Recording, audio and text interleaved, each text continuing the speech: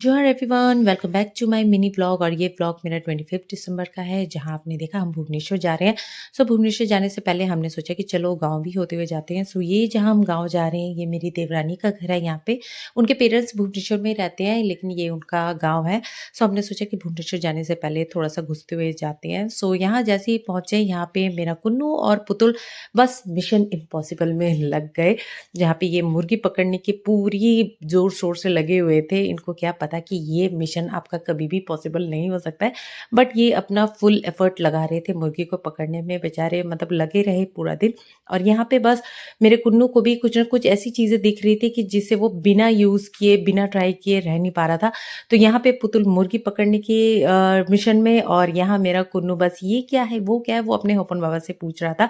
Then lunch वगैरह करने के बाद फिर हम पहुंच गए यहाँ खेतों में। और यहाँ पे बैगन की इतनी बड़ी फार्मिंग देख के ओएमजी, मेरा तो दिल ऐसा हो गया।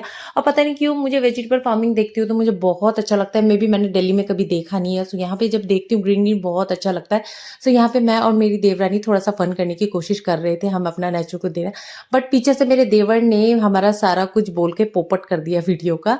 सो बस यहाँ पे ये खेत वगैरह, नेचर ब्यूटी वगैरह देख के हम लोग निकल गए। और यहाँ पे ये भैया ने हमारे लिए खूब सारे बैगन ऑलरेडी बैग में भर के रखा हुआ था। देन उसके बाद जाने का भी टाइम हो रहा था। भुवनेश्वर से बार बार कॉल आ रही थी कि कब पहुंच रहे हो।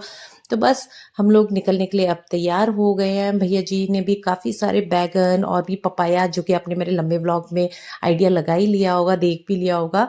तो यहाँ पे बस अब हम लोग फाइनली निकलने के लिए तैयार हो गए। सो निकलने के टाइम में हमें रास्ते में ये बड़ा चट्टान सा दिखा, तो हमें बड़ा अट्रैक्टिव लगा। तो हमने सोचा कि चलो रात नहीं हुई है तो थोड़ा सा चले जाते हैं। तो हमने यहाँ पे आके काफ़ी सारी फोटोज पोज वगैरह मार मार के, मतलब कि काफ़ी अच्छी पिक्चर्स वगैरह क्लिक की। देन उसके बाद टाइम भी हो रहा था, तो हमने कहा अब चलो फाइनली अब निकलते हैं, कि बहुत ज़्यादा टाइम भी हो गया था और घर से भी बार बार कॉल आ रही थी। तो हमने सोचा कि चलो अब तो निकलते ही हैं, सुबह के निकले हुए। देन रास्ते पे ये कटक और भुवनेश्वर के बीच में ये एक हाईवे पड़ता है। वहाँ पे ये पूरी एक लाइन है जहाँ पे ये रसगुल्ला, छेना पोड़ा और भी मतलब जितनी भी यहाँ पे मिलती है वो छेना से बनी हुई चीज़ें होती है, और वहीं पे बनती है, गर्मा गर्म बनती है। ये मैंने कभी मैंने रास्ते पे आते-जाते देखा हुआ है, बट खाया मैंने यहाँ से एक ही बार है, वरना मैं जहाँ घर पे रहते हैं वहीं आस-पास से ही हम लोग लेते थे। तो यहाँ से हमने गरमा-गरम रसगुल्ला ले लिया, और छेना पोड़ा मेरे देवर ने कहा कहीं किसी और दिन कहीं और से लेंगे।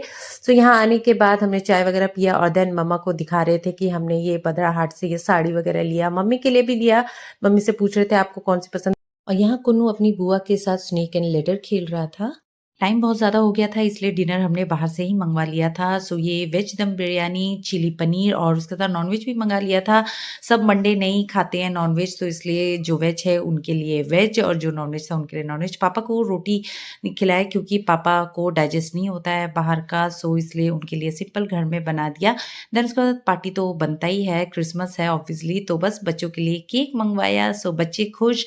सो ओवरऑल आज का जो 25 दिसंबर बहुत ही अच्छा गया। मतलब मयूरभंज से लेके भुवनेश्वर तक के रास्ते के बीच में मतलब काफ़ी सारी चीज़ें हुई। अपनी पसंद की सांतार साड़ी ली, फिर गाँव घुसे हम, फिर वहाँ से खेत देखे, काफ़ी सारी व्यूज़, तो काफ़ी अच्छा मेमोरेबल डे रहा। मीन्स काफ़ी सारी चीज़ें एक्सप्लोर कर लिया। सो आज का मेरा मिनी व्लॉग आपको कैसा लगा? पसंद आए तो मेरे चैनल को सब्सक्राइब, लाइक, शेयर करें।